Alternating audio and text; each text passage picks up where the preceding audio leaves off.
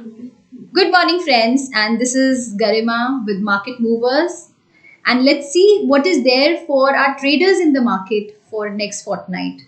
And you know that fundamentally the market is little stronger because you see the events are happening, the budget is there on 1st Feb, and blue chip की काफ़ी companies ने अपने result announce करे हैं like HDFC, TCS, Ultratech, and due to which we can see this level today at 18,300.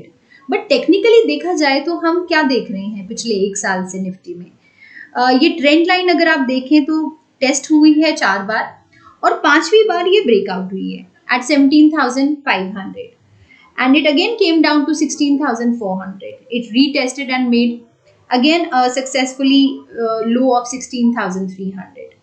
But now अगर हम देखें Nifty अगर ये ब्रेक करती है जो हम 18,250 की लेवल देख रहे हैं तो अगर ये ब्रेक करती है और मूव करती है then we can see the level of 18,500 because of the so many factors which I've already told you.